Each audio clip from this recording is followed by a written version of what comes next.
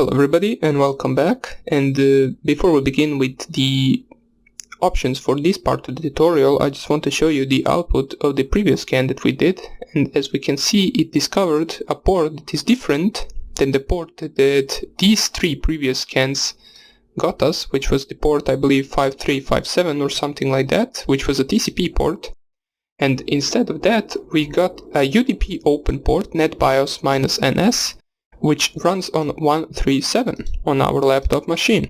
So you might notice that the UDP scan basically just gives you the output for UDP ports, which makes sense. It will basically give you any UDP port which is open. For example, it could be this NetBIOS, it could be your DNS or anything that is running over UDP. This option right here will give you open UDP ports.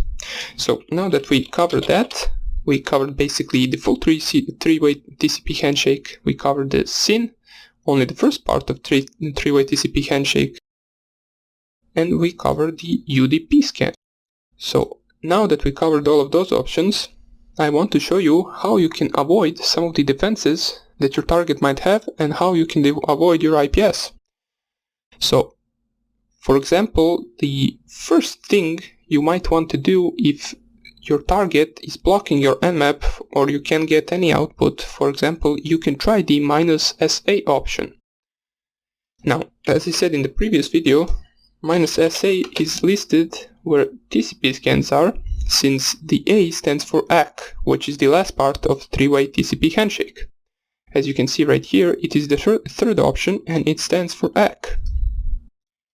Now, I deleted this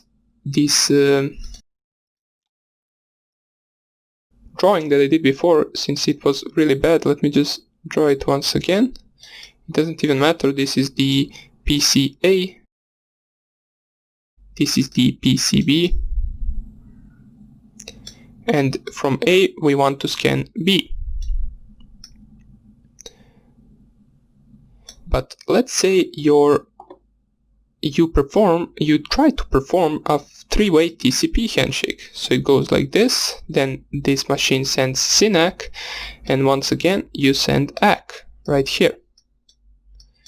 This one last is only the ACK. I really do encourage you to read more about TCP handshakes, since this can be a little bit confusing if you don't know what am I talking about.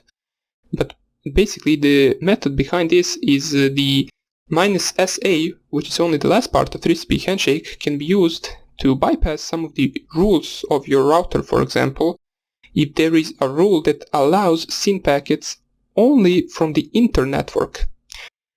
So what I just said is basically, let's say this is some website that will only allow the full three-way TCP handshakes or SYN packets, which is the first part of the TCP handshake, only from the inter-network. So basically only from the machines that are on its local network, and you as someone coming from the internet trying to send a SYN packet to the machine being outside of your local network, you will get blocked.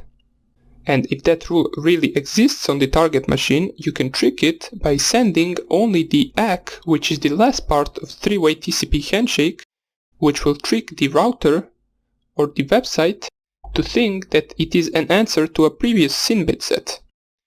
So let's say this router is connected to some of the other devices on its local network. Now pardon me for my really bad drawing right here, but basically this circle right here is representing the internal network of this machine, and it will only accept the three-way handshakes or SYN packets, SYN bit sets from the machines that are on its local network. And you as someone coming from the outside trying to send the SYN packet will get blocked. So if you only send the ACK packet without sending the previous SYN packet or bit set, it is not a packet, it is basically a bit set from the TCP packet, it might trick your router to think that this ACK is an answer to a previous SYN bit set that some of the local machines sent. So in order to do that, you just type here nmap -sa and then the IP address of your router. So let me just type here also. So basically you use this option if there is the blockage of SYN bitset on the target machine. Now this is not that common to see, so you won't be needing it that much, but it can happen. Now the next thing you might want to specify is the port, the source port that your packets are going from. Now by default the Nmap sets the port, which is the port which is your port from which you send the packets to the machine. It can be any port. I believe the Nmap specifies it randomly at the beginning of the scan, and it can be problem in case where the target only allows the packets from the specific ports.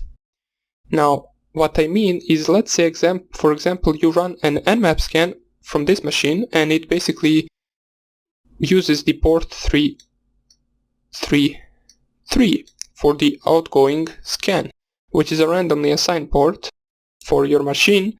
But once it gets to the target machine, there is a rule on the target machine that this port will only accept packages from the ports, for example 80. So your packages, no matter which type of option you specify, whether it is the UDP scan, the ACK scan, the SYN scan, or the full TCP scan, it will get blocked since your packets are not coming from the outgoing port, which is port 80. So in order for you to be able to scan this target, you need to specify the port which it allows the packets to come from. So it will usually be some of the known ports, which is for example port 53 for the DNS, port 25, port 80, port 8080. It can be any of those widely known ports, but it can also be any other random port, so you will need to find it out by yourself. But once you do find out that by yourself, you can just type here -- source port and then the number of the source port. For example, let's say the source port is 80, and then we type here the IP address of our target machine. And as we can see right here, the IP address 0 hosts up. Not really sure why that happens. As we can see right here, host seems down if it is really up, but blocking our ping probes. Try -pn. So let's try -pn, which we covered in the previous tutorial, but for some reason it doesn't want to show us that the host is up. Let me just see right here if I correctly specified this option, -- source port. I believe it is, but let us check once again. Where could it be? Timing, OS detection, script scan, service, port. Exclude ports, port ratio, fast scan ports, don't randomize. Now maybe they changed this option. I thought it was -- source -port, and it didn't give us any error, so I believe it still is, but for some reason our host is appearing to be down. But we won't be really wasting our time on that, so basically let's just recap. You use the -- source -port option when your target is only allowing packets to come from certain ports. For example, as we saw 80. So let me just write right here -- source -port 192.168.1.8, and let us continue to the next step in order to bypass some of the detection problems, which could be the data length. Now the Nmap by default sends packets of specific size. I'm not really sure what the size is, but I believe it sends the same size packets every time. So some of the defenses today have rules to deny packets that are of standard Nmap size. Basically what that means is that Nmap, every time when it sends packets, it sends them with the same size, and if someone has a rule specified, or knows that Nmap exists, it can make a rule that says basically block any packet that is the size of the standard Nmap packet. Now, to bypass this detection system, you can configure different packet sizes with the option --data -length. Now, let me just type here normally, so let us try that one out. If we type here nmap and then -data -length, and we specify, for example, 50, and we type here the IP address, it didn't give us any error, so it means that the syntax of the command is correct. So this is taking a little bit of time. It should give us the correct output once it finishes. So let me just type here the data length 192.168.1.8. Now, of course, you don't have to specify only this option. Once you scan, you can specify a bunch of options, including this one. So you can basically use all of these three, for example, to combine into a scan, which will bypass all of these three detection problems, which the first one is the blockage of SYN bit set, the second one is blockage of specific ports, and the third one is the blockage of the Nmap standard packet size. So we will cover one more in order to bypass the detection and defense. Right here we have the output of the scan. As we can see, it performed correctly, and we have one open port, which is TCP, and the service running is WSDAP. So let us continue on to the next one, which would be the spoofing of your MAC address. Now, long ago, one of the first tutorials, we covered how to change our MAC address. You can use that as well, but the Nmap gives us its own option to spoof our MAC address. And as we can see, if we type here Nmap, I believe it will show us the option right here. Not really sure if it is listed. Yes, it is. It is right here. We can also see the data length command and the source port. As we can see, I forgot where was this option. Let me just try here with -G, as it says that it is same as -- source port, and it didn't work for us. So let me just type here nmap -G and then port 80 and then 192.168.1.8. Let us see if the host is up right now, and it is up. So basically, instead of this option -- source port, you can use -G and specify the port, of course. So that's good. I didn't know that existed, but let us not care about that at the moment. At the moment we want to spoof our MAC address with this command. As we can see, the syntax is --spoof -mac, and then we add the MAC address right here. You can add other options as well as prefix vendor name, but we will just type here the MAC address, and we can see that the description for this option is spoof your MAC address. So let us do that. The source port scan finished, so let us just clear the screen and type here nmap --spoof -mac. I believe that was the option, and you type your MAC address that you want to fake.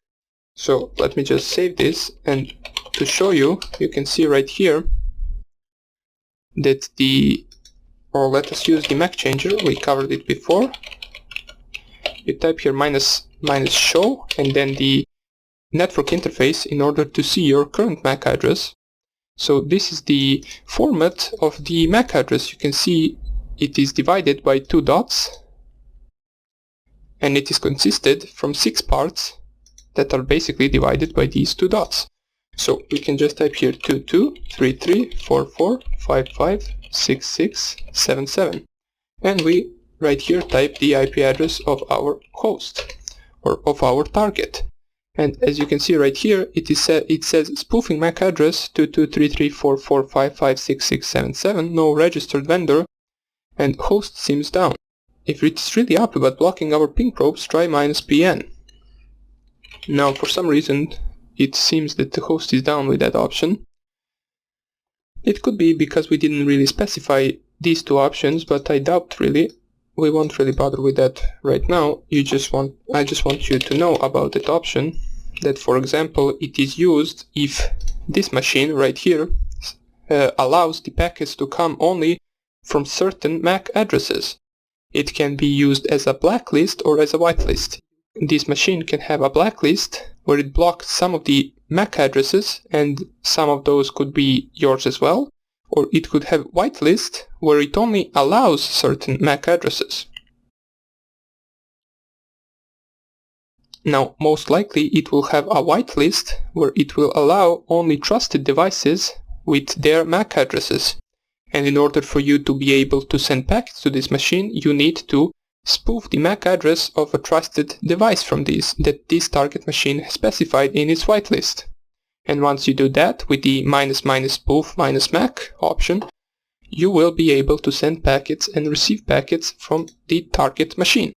So let us type right here --source, or not source, it is spoof I believe. Let me just see what was the option, spoof MAC. And then you basically just type here 3344556677. It doesn't have to be this MAC address, you can basically specify a MAC address you want. And right here you type the IP address of your target, or the host name. Doesn't really matter. So that would be about it for the avoiding defense in IPS. These 4 things can be useful if your target has specified some of the rules in order to block your scans, but you will find out that rarely targets use any of these rules to prevent you from scanning them. But if it happens, you can use these options that we covered in this video. Now, in the next video I will show you what are Nmap scripts, how to get to them, and how to use them. So I hope you enjoyed this tutorial, and I hope I see you in the next one. Bye.